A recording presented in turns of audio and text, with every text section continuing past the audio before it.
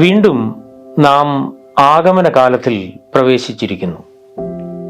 കർത്താവിൻ്റെ ജഡാവതാരത്തെ നാം ധ്യാനിക്കുകയും ജഡാവതാരം ജീവിതത്തിൽ അടിസ്ഥാനമാക്കാൻ ശ്രമിക്കുകയും ചെയ്യേണ്ട നാളുകളാണ്. ഇന്നത്തെ ധ്യാനത്തിന് ഞാൻ നൽകുന്ന തലക്കെട്ട് ആഗമനവും മടങ്ങിവരവും എന്നുള്ളതാണ്.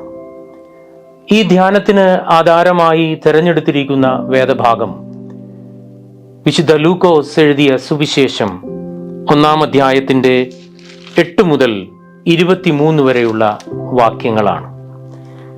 ഈ വാക്യങ്ങളിൽ രേഖപ്പെടുത്തിയിരിക്കുന്നത് ആഗമന കാലത്ത് സഖരിയാവിന് ലഭ്യമായ ദൈവീക അരുളപ്പാടിനെ സംബന്ധിച്ചാണ്.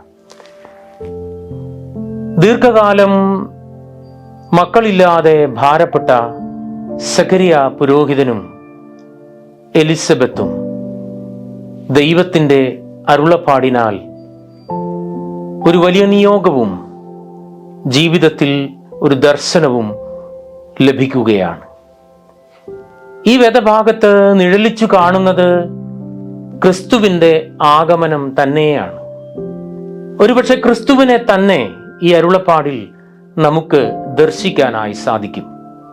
ആരാണ് യേശു കർത്താവ്? യേശു കർത്താവിൻ്റെ ജനനം ഈ ലോകത്തിനു നൽകിയ ദർശനം എന്താണ്? വീണ്ടും ഈ വേദഭാഗങ്ങളിൽ അത് പരിശോധിക്കാനാണ് നാം ശ്രമിക്കുന്നത്.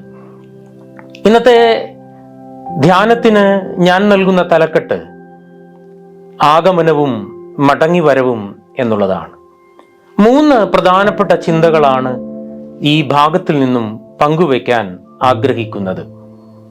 ഒന്ന്, സഖരിയ പുരോഹിതൻ ദേവാലയത്തിനുള്ളിൽ ധൂപം കാട്ടുകയാണ്. പുറത്ത് ജനം പ്രാർത്ഥിച്ചുകൊണ്ട് നിന്നു എന്ന് നാം വായിക്കുന്നു. പ്രീസ്റ്റ് ആൻഡ് പീപ്പിൾ, പുരോഹിതനും ജനങ്ങളും, ഇത് 2 ദ്വന്ദ്വങ്ങളല്ല, മറിച്ച് ഒന്നിച്ച് ചേർന്നു നിൽക്കേണ്ടതാണ് എന്ന് വീണ്ടും ഈ വേദഭാഗം നമ്മെ ഓർമ്മിപ്പിക്കുകയാണ്. ഒരുപക്ഷെ യേശുക്രിസ്തുവിനെ തന്നെയാണ് നമ്മൾ ഇവിടെ കാണുന്നത്.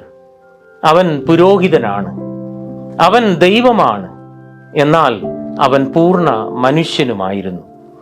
യേശുവിൻ്റെ ദൗത്യത്തിൻ്റെ പ്രധാനപ്പെട്ട ഭാഗവും ഇത് തന്നെയാണ്. പൗരോഹിത്യം യേശു ജീവിതത്തിൽ സ്വീകരിച്ചതാണ്. നിത്യപുരോഹിതനാണ്, ശ്രേഷ്ഠ പുരോഹിതനാണ് കർത്താവ്. എന്നാൽ യേശുവിൻ്റെ ശുശ്രൂഷയും ജനങ്ങളോട് ഒപ്പം മാത്രമായിരുന്നു. അതുകൊണ്ട് പുരോഹിതനും ജനങ്ങളും ഒന്നിച്ചു ചേരുന്ന ഇടത്താണ് ദൈവരാജ്യം സാധ്യമായി തീരുന്നത്. അകത്ത് ധൂപം കാട്ടുന്ന പുരോഹിതൻ, പുറത്ത് പ്രാർത്ഥിക്കുന്ന ജനം, ഒരു വലിയ അത്ഭുതത്തിലേക്ക് ഈ അരുളപ്പാട് പോകുന്നതായി നമുക്ക് കാണാനായി സാധിക്കും. രണ്ടാമത്തെ ചിന്ത, ഈ വേദഭാഗം നമ്മോട് പറയുന്നത് ഒരു നിശബ്ദതയെക്കുറിച്ചും അതിനുശേഷമുള്ള ശബ്ദത്തെക്കുറിച്ചുമാണ്. Silence and voice. യേശുവിൻ്റെ ജനനത്തിനു മുൻപ് പഴയ നിയമം അവസാനിക്കുന്നിടത്തു നിന്നും യേശുവിൻ്റെ ജനനം വരെയുള്ള കാലഘട്ടം വേദപുസ്തക ചരിത്രത്തിലെ നിശബ്ദതയുടെ വർഷങ്ങളാണ്. Years of silence. ഈ നിശബ്ദതയുടെ വർഷങ്ങളെ ഉല്ലംഘിക്കുന്നതായിരുന്നു യോഹന്നാൻ സ്നാപകന്റെയും യേശുവിൻ്റെയും ജനനം. ഒരിക്കൽ നിലച്ചുപോയ പ്രവാചക ശബ്ദം ഇവിടെ വീണ്ടും പുനർജനിക്കുകയാണ്. ഇവിടെ നമ്മൾ കാണുന്നത് യോഹന്നാൻ സ്നാപകന്റെ ജനനത്തിനു മുൻപ് ഒരു നിശബ്ദതയിലൂടെ സഖരിയാവ് കടന്നു പോവുകയാണ്. ഈ നിശബ്ദത അവസാനിക്കുന്നത് ഒരു വലിയ പ്രവാചക ശബ്ദത്തിന്റെ ഉദയത്തിലാണ്.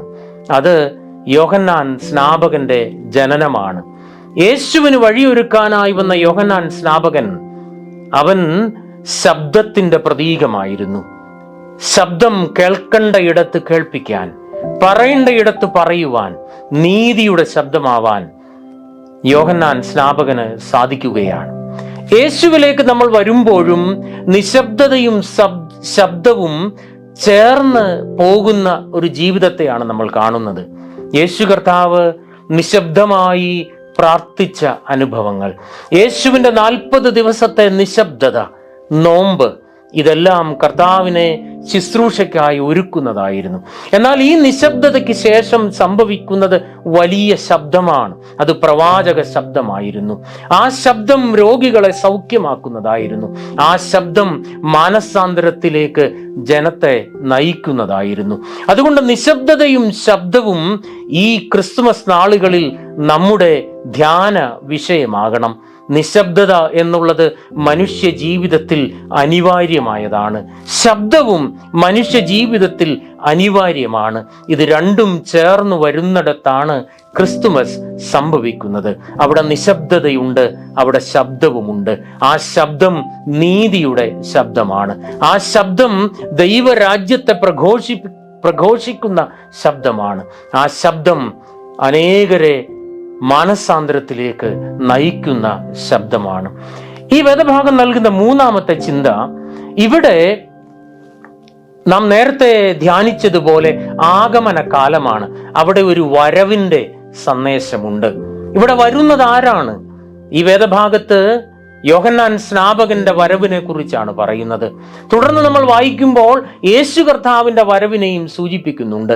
എന്നാൽ അതോടൊപ്പം തന്നെ വരവും മടങ്ങി വരവും ചേർന്നു വരുന്നതാണ് ക്രിസ്തുമസ്.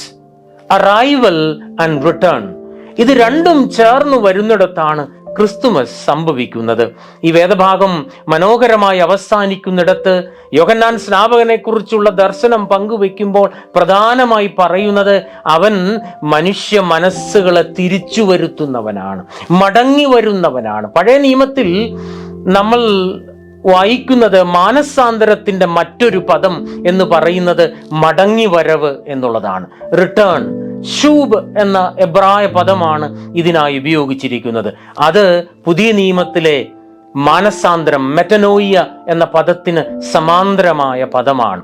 യോഹന്നാൻ സ്നാപകന്റെ പ്രധാന ദൗത്യം എന്ന് പറയുന്നത് ഈ മടങ്ങിവരവ് സാധ്യമാക്കുക എന്നുള്ളതാണ്. ആഗമനത്തിൽ മടങ്ങിവരവും സംഭവിക്കുമ്പോൾ അവിടെ ക്രിസ്തുമസ് സംഭവിക്കുകയാണ്. മടങ്ങിവരവും ആഗമനവും ഒത്തുചേരുന്നതാണ് മനുഷ്യ ജീവിതത്തിൻ്റെ ഏറ്റവും സാഫല്യമായ അനുഭവം. അത് ക്രിസ്തുമസിൽ നമുക്ക് ദാനമായി ലഭിക്കുകയാണ്. ഈ ക്രിസ്തുമസ് നമ്മുടെ ജീവിതത്തിന് രൂപാന്തരത്തിന്, മടങ്ങിവരവിന് കാരണമായി തീരണം. അവൻ നമ്മിലേക്ക് വരുമ്പോൾ നമ്മുടെ മടങ്ങിവരവാണ് സാധ്യമാകുന്നത്. അവൻ നമ്മിലേക്ക് ആഗമനം നടത്തുമ്പോൾ ഒരു മടങ്ങിവരവാണ് സാധ്യമാക്കി തീർക്കുന്നത്.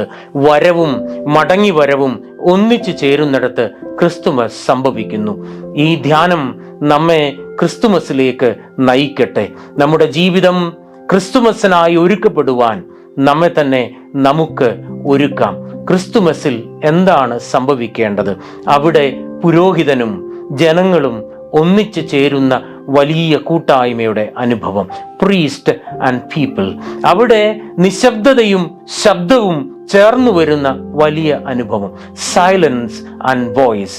അവിടെ വരവും മടങ്ങിവരവും ഒന്നിച്ച് ചേരുന്ന അനുഭവം. ഈ ക്രിസ്തുമസിനായി നമുക്കൊരുങ്ങാം. ദൈവം നമ്മെ അനുഗ്രഹിക്കട്ടെ.